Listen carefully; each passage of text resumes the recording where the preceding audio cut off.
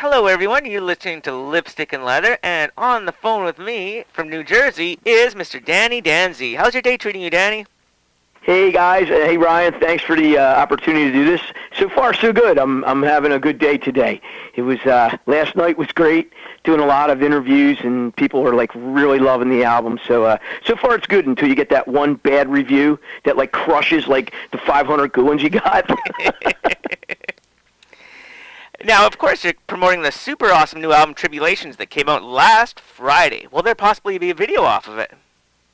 Yeah, actually, I've been procrastinating with that for the longest time, and one of the things I found out doing this for the years that I've been doing is the song that you usually like isn't the song that everybody else likes. So, like I had a song one time in like Japan, Asia, that did so well, and I love the song, but I never thought that it would have done as well as it did. So I just wanted to kind of see, what kind of response I got, and then, if there's one that they really like, I think I would, maybe like to push that, because who knows better than the people that are into what you're doing, you know what I mean? So to answer your question, long story long, I'm hoping to do that at some point. The sooner the better. Very, very cool. Now, any possibility of a release on cassette or LP, maybe some limited run or something like that down the road? Nah, I don't think I'm a big enough artist to be able to absorb having box loads of cassettes and albums sitting around. I don't think the record label wants to do that either. We did talk about vinyl briefly, only because I believe last year vinyl outsold, CDs, but nah, I don't. I think everybody's streaming, and I think it would just you got to be big and like people have to love you to where they're collecting your stuff and before I would do something like that. It would be nice, because that's one thing I don't have is an album of myself, and I've always wanted like something on vinyl. But nah, at this time, I don't know if it would be a good enough move. If this does well, absolutely in the future. Very cool. Now, with Tribulations being a concept album about the lives of yourself, Guy, and Joe, would you consider maybe writing a Tribulations Part 2 sometime in the future? We actually already started it, to be honest. We never stopped writing. There's a little story that goes on with that album. I don't know if you heard it. I don't know if you have time to hear it. I can give you pretty much the short version if you'd like. Of course. Or maybe that might be a question that you have down the line. So maybe I won't go there yet. I'll see if you ask me. But I haven't talked to anybody in like 18 years, so I'm like all over the place and like really excited and just wanting to share what's been going on. Since a lot of people have shared in my happiness. But yeah, we've never really stopped writing. We have a bunch of ideas.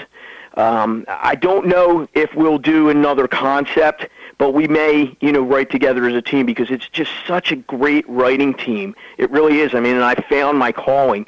And I also have another band that, I'm hoping, with Pat, of course, that we're hoping to, go out and play live, because Guy and Joey, they're just really wrapped up in their business. They have a pretty successful construction business, and it's really difficult, for them to give the time it would take to, get ready for live play. So we get together once a week and we write, and whatever comes of that, hopefully it'll be, something cool. And then I have the guys in the other band that want to write with me too. So, God knows what's going to happen between the two collaborations, Definitely. Now, 15 tracks made Tribulations and 17 tracks were written for the album. You also wrote currently 3 new tracks in the last little while, so those will probably make a future release, maybe the 2 that didn't make Tribulations and the new 3 that you just wrote. No, there's actually probably more than that that we chose from. I would say there might be 25 to 30. So I don't know where the 17 number came from. There might be even more than 25 to 30. We've been doing this since 2010. So, but at only one day a week. So there's only so much you can get done in that one day, and sometimes you can't make it, for that week or whatever. So that's why it took so long to do this record. But I really don't know. What happens is something sounds good for the time, and then next week we'll get together and we'll write 3 songs that obliterate what we thought was so great. You know what I mean? So what you thought was so great kind of gets put on the back burner. Like I wrote a new song a couple weeks ago that is just like so now. I want to release it like tomorrow. It's like ready for the times, And Pat heard it and he's like going nuts over it. I want to play that like right now, So I mean, you never know. I have like I don't know if you've ever seen Eddie Van Halen's vault full of tape that he had in his studio before he passed away. But I have, audio, hard drives and files, and oh man, I have stuff for the rest of my life I could probably put out. But is it good enough for the times? I don't know. That's what I fight with. So we'll see. You never know. But I'm writing stuff every day. It's I just don't know what will end up where. Now, Tribulations is getting rave reviews and will surely make many best of the year lists. What was your goals making this CD? The goal of making it was we just wanted to put out something that we loved, that we believed in. And I guess this stems back to me wanting to tell you the story of it, which I'll give you the brief version. In 2010, me, Joey, and Guy decided that we were going to just get together one day a week and write and just see where it went. And when we got like 25, 30 songs, let's pick the best 10 or 12. And what had happened was 2017 rolls around, and we got all the pre-production done, which is, for those that wonder what that means, it is the test run of the album. We don't go crazy with production. We just say, hey, does this work? Do the lyrics work? Do we want to do backup vocals here? Does, you're pretty much arranging everything as a test run. And so we finished that, and 2018 rolls around. We're supposed to do the actual recording, and it didn't happen. Joey and Guy are just too busy in their business. I don't know what to do with the stuff. So, I had to do it myself. My fiance talked me into it. She said, you do it. So everything people are hearing is me playing all the instruments in the spirit of Guy and Joey, And that was the goal was to get these songs out, and that's the reason also that there's 15 of them. I didn't know if I would really write with Joey and Guy again. We didn't have a falling out, but we kind of had this separation phase, where I knew I had to hunker down and do this stuff or no one would ever hear it, and it was kind of depressing at first because I just, what do? Do you pay musicians? I don't want to pay anybody. It's got to be Guy and Joey, or it's got to be me capturing their spirit, which is what my fiance talked me into doing. So it took me 1 year and 9 months to do that, to, get my chops up playing the drums and the bass. Nothing is programmed. That's all real. I played everything until it was right. So, like I said, the goal was to not sit on these songs. I felt that they were really good enough that people should be hearing this, and I also felt that I found my personal calling as far as like a writer and an artist. I felt this stuff best described who and what I was as a player and how I had matured and evolved over time. Definitely. Now, before the album came out, of course, there was a track called Do Me a Favor, where samples were on iTunes and Amazon, and it's on YouTube. Now, how come this didn't make Tribulations? That was, I was at the phase of shopping the Tribulations album. And Guy and Joey and I had written that song before we kind of, had our little separation phase. And, I was going to do everything myself, no record label. I had no idea what went on with this whole streaming, how it worked, anything like that. That was my test the water song that I said, let me just see, kind of what's going to go on. How does this work? How do you get paid? What happens with publishing? How does YouTube, handle the streams? And, though I had quite a few streams, it's abysmal, man. It's horrible, the streaming thing. We make no money. Mm-hmm. So I said to myself when Halil from Escape Music contacted me, I'm going to do much better with a record company and their connections than I'm going to do on my own. And I'd rather have half of the pie than sitting there, with a bunch of CDs in a box that I couldn't do anything with because I didn't have the right push. It was hard enough that I played all the instruments, I did the recording, I did the mixing, the mastering, all the stuff that I had done on that album. I just wanted to be done with it, Ryan. It was like, it was becoming, it was a lot of anxiety. I ended up in the hospital working on it because I wanted everything to be so perfect, and I'm working on jobs in between. So to me, it was better to let a record company handle it. It was one less thing for me to do, and I had just exhausted everything that I was capable of doing, So Do Me a Favor was that test subject that it didn't fail, but it showed me, how hard it would have been for me to do what Escape Music has done, and just like word of mouth and, people that are really like latching on to this. So that's what it was, pretty much a test subject. But it's a shame it turned out that way because I love the song. Me too. Thank you. Now, American Dreams is one of my favorite tracks off the new CD. Based on a very controversial topic, was there any hesitation to include it on the new CD? The record label didn't like it.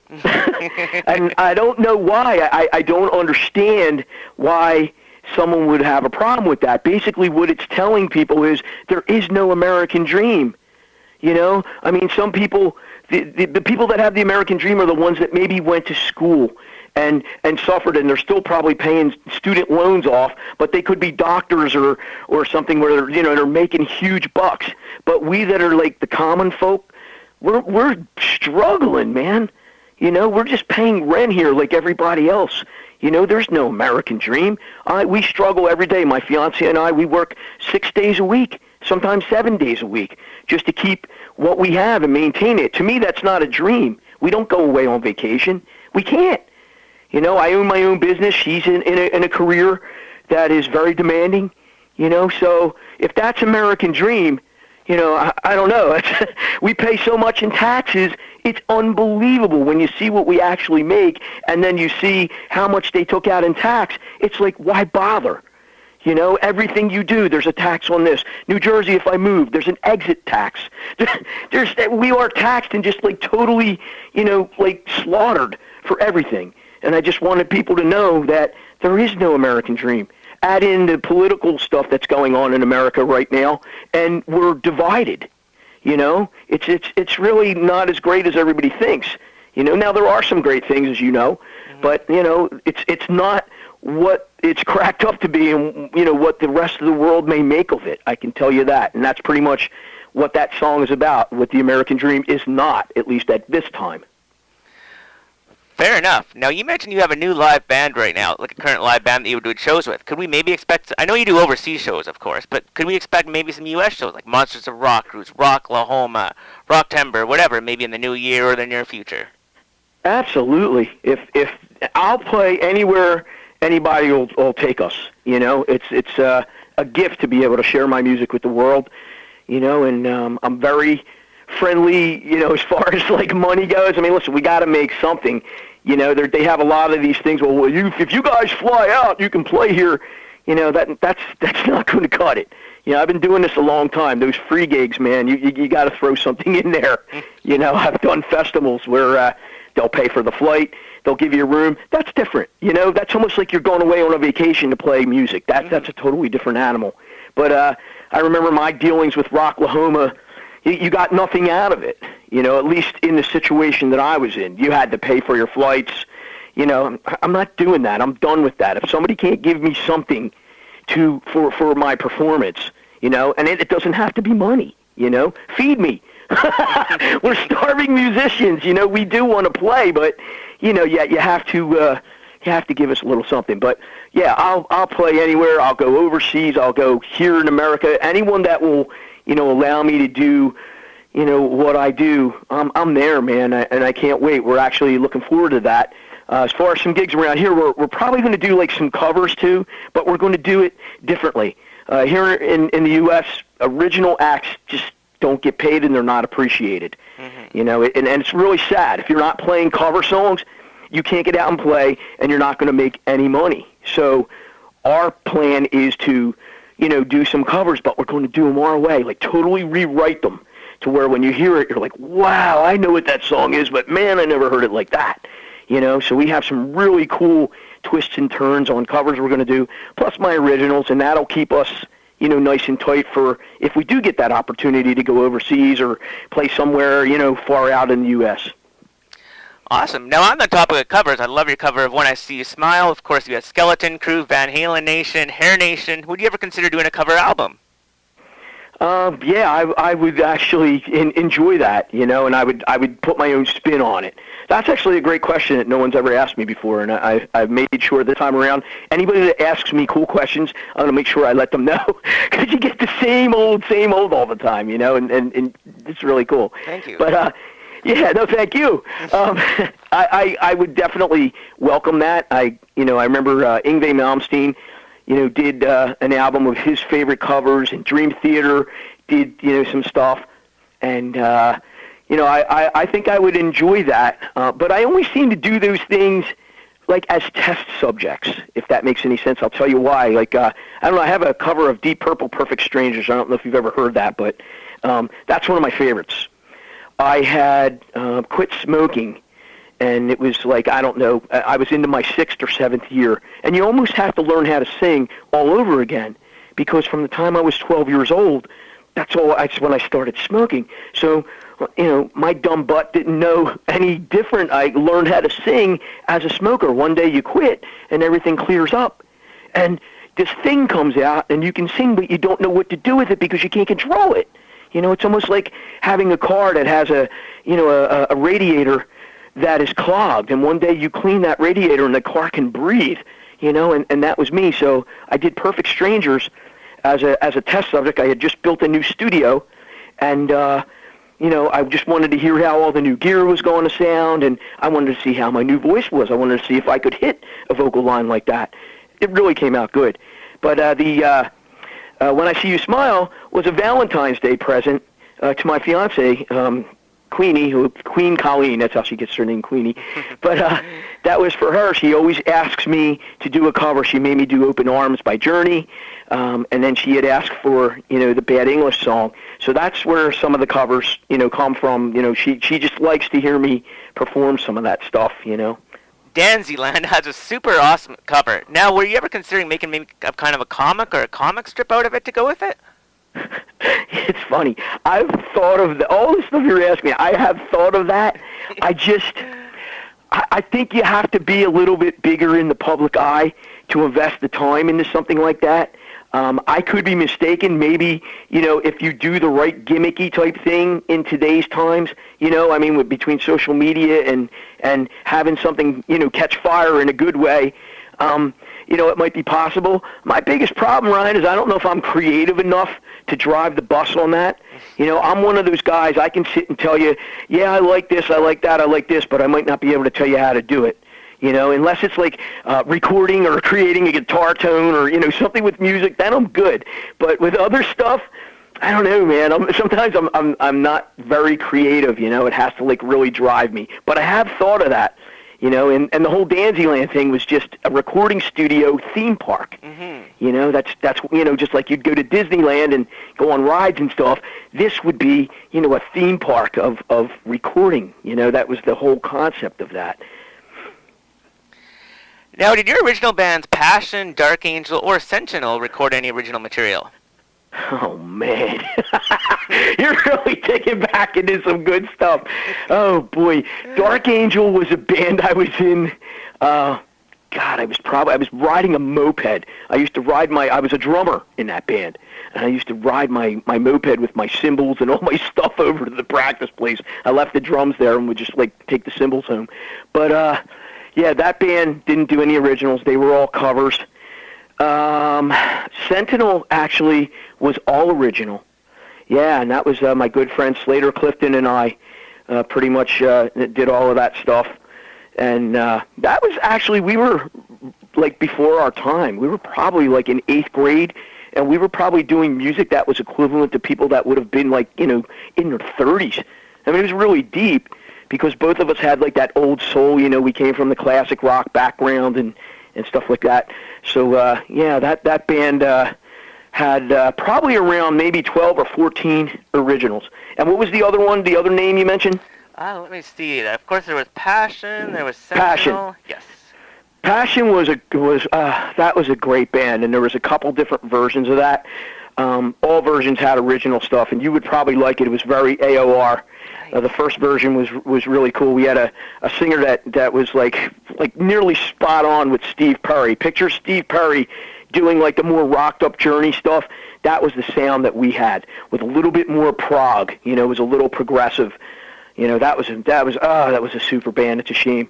And then there was another version of that band, and that's when I met Pat with the second version of Passion, where we had this guy Hollywood as the singer, and we were very poppy by then. We were kind of like doing, you know, what the in thing was at the time, kind of like the pop metal, not Poison, but along the lines of like maybe Dokken, you know, that kind of sound, you know, but you know, poppy and very user friendly, you know. But yeah, and there's originals from both eras of those bands. Very cool. Now, you released an awesome Aussie-inspired track called Countdown to Insanity. Would you ever release this or do any more Aussie-inspired songs? How the heck did you hear that?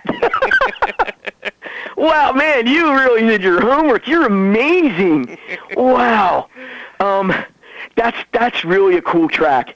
And one of the reasons for me not really like releasing that was, let me see. I'll give you a quick story on that. I know everything's a quick story that becomes a long story. I failed brevity school. I was involved in this little band that was online, right, on one of the forums that I had belonged to. And they were writing, you know, all these collaborative songs together, and they had this idea that they did, and I hated it. I said, guys, it's terrible. I'm sorry, don't get mad at me. It's 11 minutes of nothing. It goes nowhere. It just sounds terrible. And I got this idea in my head to just write my own version of it and see if the guys would like it. And, you know, so I rewrote the entire thing. Some words are mine, some words are theirs. A little bit of the music is theirs. Most of the music is mine. There was like, I don't know, 5 guys that were involved in that. And, you know, I pitched it to them, and they hated it, and it wound up breaking up the band. So I don't think they ever, or they carried on without me, you know. So, but I love that song, and I do have, you know, credit to use it. I just never did it because it's probably the most different thing that I've ever done, and I'd be afraid that people would like it, and I don't know if I could write that way. You know, just like Tribulations. I could not write Tribulations by myself without Guy and Joey. I couldn't write a Countdown to Insanity without all the people that inspired me to go in the direction that I did. You know, I would love to release that song. I would love to do songs, you know, along the lines of that. And maybe I could if I, you know, really sat there and tried to do it. But it's hard. You know, I can sit here and tell you I'm going to sit here and try to write a song today.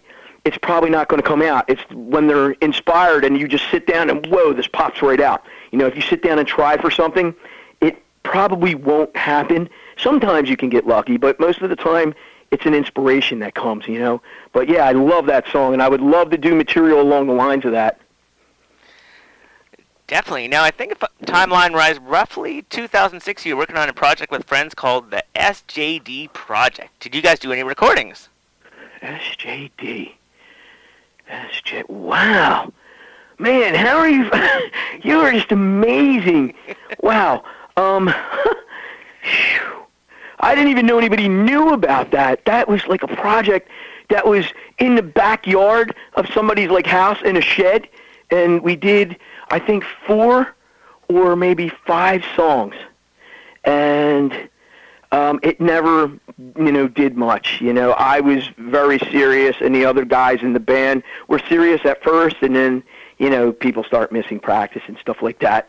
But I think there are 4 or 5 songs from that particular time, and I don't know if all of them have words. I know at least 3 of them might. And the music on that stuff was fantastic. I was, like, in a different place back then. Some of the solos were like, wow, I never played like I did at that, you know, stage. So there were some the 4 songs were really cool, but that was it. Nothing ever came of it. Awesome. Now, you filled in for Cry Wolf for a few shows. Did you ever consider doing any writing with the band? Nah, they're more of a cover band. They're older guys. They've been together for probably 28 years, and they've won various Battle of the Bands where they become the house band, and they will actually play classic rock like all over the country and open up for sign bands, Foreigner, you know, Cheap Trick, Styx. I mean, they've played with everyone. Mm-hmm. so it's a fun little band, and I'm actually still with them. So, it's classic rock, a little bit of the newer stuff, like we do like the Five Finger Death Punch version of that Kenny Wayne Shepherd song, Blue on Black, so we're heavying things up and just having a lot of fun. We do a little Leonard Skinner, a lot of classic rock stuff, but we rock it up. It's a fun band. I actually really enjoy playing with them. The guitar player, Joe Lascalzo, is one of my best friends. So we've been buds for a long time. Mike Bramble, drummer, he's another one of my best friends. It's a fun little band, but they don't really do originals or anything. It's just strictly cover stuff. Gotcha. Now, you've been friends with Ken Tamplin and Jimmy Lawrence for a long, long, long time. What about a collaboration with those two guys, separately, together, or something? Ken and I were working on something years ago when I had first signed to Z Records, and I wrote a song specifically for him. I can't even tell you what happened. I shared it with him, and I know he liked it, but I think we both got busy, and I really don't know him all that well. I was introduced to him, through the label, and he seemed like an awesome guy. We had a nice talk and set out like kind of sort of like a game plan. And I sent him the song, and like I said, he liked it, but we just never did anything. Jimmy Lawrence and I, oh my God, there's a blast from the past. Fantastic guy. He and I met on melodicrock.com message forum, and we used to spar with each other, to where we would like break each other's stones. And one day he came over to my house, and he stayed the whole weekend, and we wrote this song that we never got a chance to finish, but it was fantastic. And we lost touch, and, I haven't spoken to Jimmy, and, oh, wow. I don't know. Last I heard, he was doing a Leonard Skinner tribute, and this was probably 10 years ago, so, I wouldn't have mind, working with him or Ken. I'll work with anybody if they're, if they're into it. Now, being a super terrific guitarist, one of my favorites, did you ever consider auditioning for bands that you loved who were auditioning guitarists, like Rat, Guns N' Roses, Aussie, Whitesnake, when they were looking for a new guitarist? Did you ever consider auditioning for any of those bands, or any other big bands that you really liked? Yeah, I actually did, and I just never thought I was good enough. I remember sending my demo tapes when Randy Rhoads died. Before Jakey Lee got the job, I sent stuff, and I actually had the letterhead with Ozzy's face on it that they sent back, saying, "Sorry, no, you suck." No, it didn't say that, but it said that thank you for your submission, but no. And it hurts because you really feel good about it. I felt I probably could have done that job. Maybe not back then, though. Could I do it now? Absolutely. Mm-hmm. Back then, I don't know. Maybe they didn't like what I did. I'm sure they didn't, or they would have asked me to do it. I didn't have super long hair. I probably would have choked as far as a showman because I wasn't a big mover, on stage. I was at the point, when you first start playing, the biggest thing is you don't want to make a mistake, and I think it can totally take away from your performance on how you move and how you, kind of mingle with the people. And to where you're a statue, you're worried about, oh my God, I got to step on this pedal to do this. I have to do this. I have to sing this backup vocal. Times that by 10 once you're the lead singer, like I am now.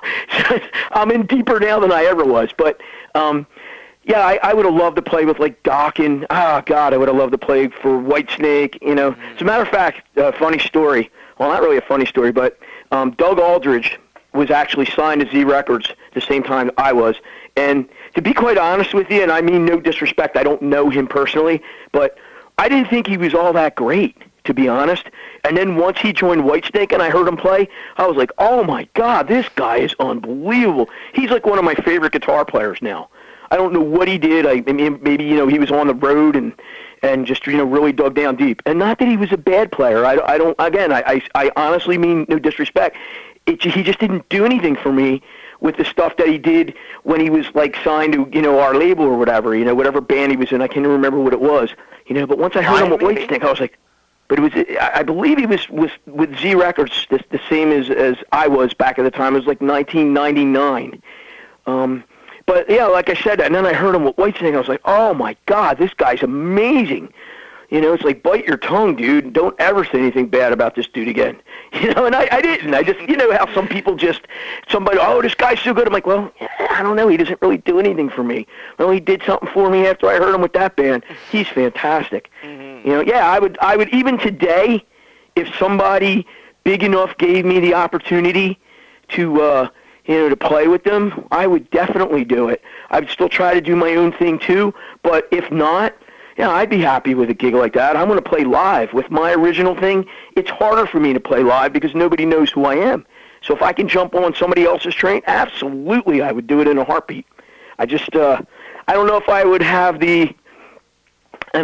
I wouldn't have the guts to try. That's the thing. I never think I'm good enough. With everything that I do, I never think I'm good enough. I beat myself up on this Tribulations album thinking it wasn't good enough. Everything. I had so many things against me. I send it to Frontiers to see if they would like it. It's funny. Real funny story. I know I'm rambling. I'm sorry. This is cool though. You'll like this. So I go to submit to Frontiers, and they have a web submission that you can do. So I do the web submission, and I wait a couple days, and then it hits me. Hey, I know Mario personally. One of the guys that's high up. I met him at the Gods Festival in England. So I send him an email. He's like, hey, I'm interested. Oh, wow, that's great. You're putting out a product. I sent him the stuff. He goes, nah, I don't think it'll be a strong enough release for us. I was like, oh, man. So, I failed as far as I was concerned, and it really brings you down. I mean, if you can't get a melodic rock album on Frontiers, I mean, you must suck. So I'm thinking the worst over here. And then, I don't know, maybe a month goes by.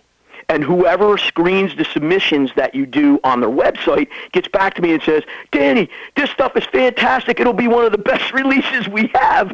And I say, nah, you better talk to Mario because he didn't like it at all. He says, you leave Mario to me. I was like, all right, great. He sends me an email next day. Nah, Danny, he didn't go for it. Oh, man. Yeah, it was a bummer. It really was because, I mean, they're like the label that had all the big acts and stuff but you know what? I'm totally happy with Escape. Halil Turk has been awesome. You can call him on the phone. He'll call you on the phone. And the guy's been in business for 30 years. Right. All the record labels that were in when I was there are done, except for Frontiers. MTM's done. Z's done. Mm-hmm. Now and Then was done. So, you got to be doing something right to stay in this business for 30 years. So I'm happy with that. Very cool, very cool. I think the label did a great job, and I think the album's phenomenal, and everything worked out, right? Absolutely. Thank you. Now, you've recorded lots of instrumentals, but only a couple have made the albums, like Happy to Be Alive, Pop Goes the What. You're a multi-instrumentalist, not just, of course, a great guitarist, but you ever considered recording just a full-on instrumental CD? I've been asked several times. And I mean, this is a generic response, but Eddie Van Halen said it best. He was asked the same thing, and no, I'm not comparing myself to Eddie Van Halen. But his response was, "I play a solo in every song," and I feel the same way. I feel that at this point in my life, I'm saying what needs to be said, vocally, which is the hardest thing to do. Singing is way harder than playing guitar. It really is. You have to have so many things in line to do it right. Even if you're a natural, you still have to really maintain that instrument. It's not like changing strings and maintaining a guitar. This is something totally different. Mm-hmm. So I think I'm saying what I need to say in the music, and then in the little 30-second spots that I do solos in, to where I'm really not interested in doing a big instrumental album. I would probably repeat myself after like 5 songs. You'd probably hear everything that I had, and it would just sound like, all right, I heard you do that lick in song 2. Yeah, I heard you do that lick in song 3.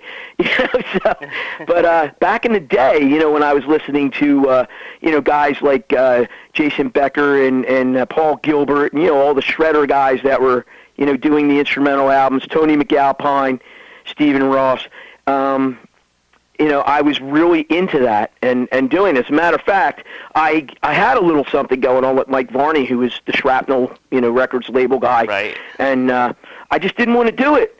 I just didn't think that I could do a good enough job at doing instrumental stuff. All I wanted, he used to have Spotlight in a magazine. All I wanted was a spotlight in his magazine. I didn't want to do, instrumental. I mean, at the end of the day, Ryan, I don't want to be known as the guy that did instrumental. I would rather be known as a guy that wrote and left some great songs to people that might have changed their lives and helped them to, make it through another day or whatever. I've had people tell me, oh, your songs are so inspiring, they brought me out of a bad place. I don't know if anybody's going to say that on an instrumental other than Happy to Be Alive, because, I mean, that is a very uplifting, happy to be alive type song, Absolutely, yeah. So maybe at some point, but right now, nah. I love the whole package of writing songs, with lyrics and stuff. Definitely. Yeah, I agree for sure. Now, Slid and Danzyland are awesome CDs. With them being out of print, would you consider re-releasing them, possibly remixing, remastering, or re-recording them at some point on either Escape or through your own label, or at some point down the road for more people to hear them, since they're pretty hard to find these days? Yeah, that's a great question. Well, you can get the digital, versions are out. Mm-hmm. But as far as, I always wanted to redo Summer Lost in Time, and I actually started it in 2008. There are 4 songs that might even be circulating from those sessions that I did. And I can send them to you if you're interested. The production is a little better, but I think I can kill it now, with what I know. So I've come far, from 2008 even. But yeah, always wanted to redo that album because I got, they cut production time off of me. Mark Alger from Z Records wanted to strike when everything was hot. We had a pretty hot single with Save Us and then Come to Me. And he's like, I got to get you over here to play. We got to get this album done. Everybody's going crazy. Japan wants it early. They were billing me as the gadget, the guy that did everything. Mm-hmm. So it was kind of cool because nobody was out really doing that. Anybody that was, they were programming instruments. I don't program. I physically play everything. So he was trying to, really ride that train. And the next thing you know, I hear, your cutoff date has been moved to here. I'm like, there's no way I can finish this in time. So,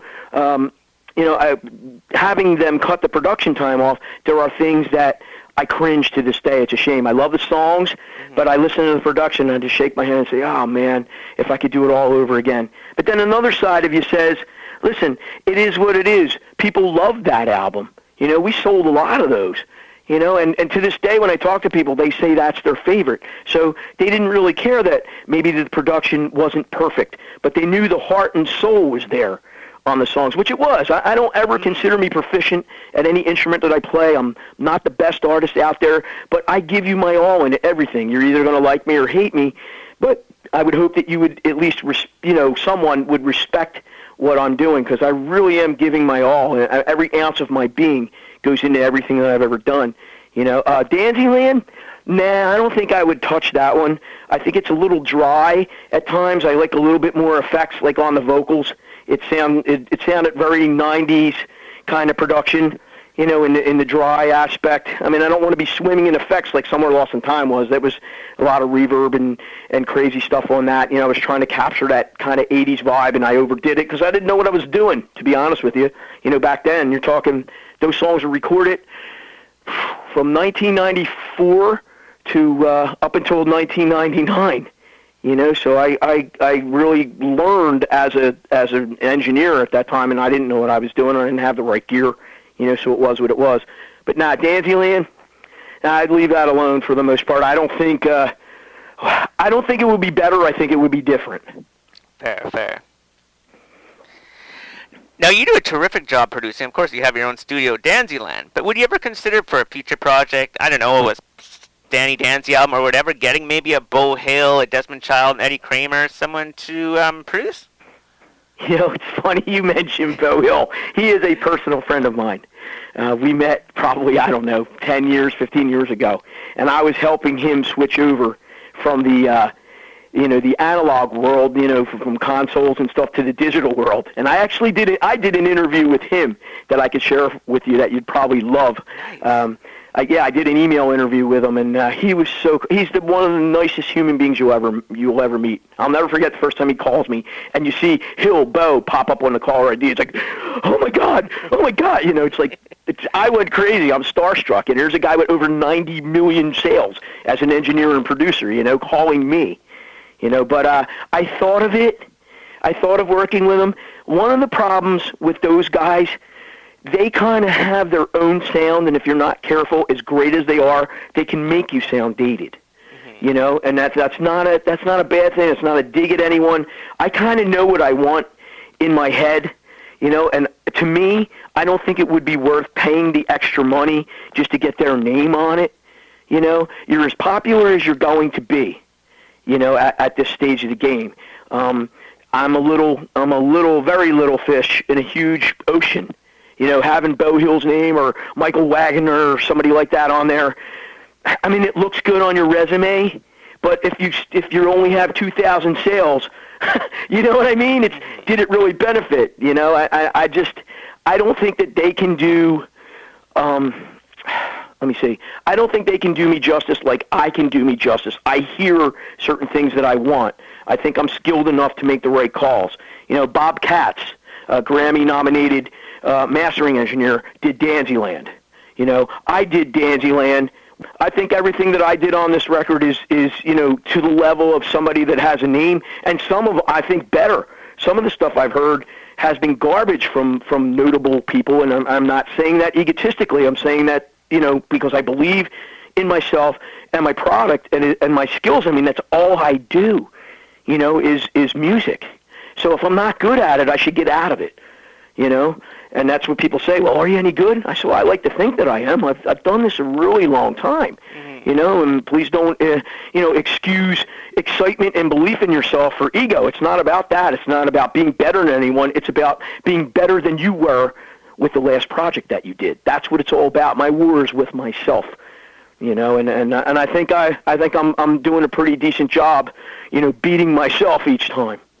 Of course. Well, thank you so much for your time. That was a lot of fun. Yeah, I enjoyed it too. I'm sorry about the rocky start, and sorry if I was a little wordy. I get excited with this stuff, and it's I really appreciate you giving your time and showing an interest in the promoting you've done. It really means a lot to us to have people like you. I wish there was more of you. So thank you for all that you do, and for just reaching out and just being an awesome guy and supporting the music that you love. Anytime now.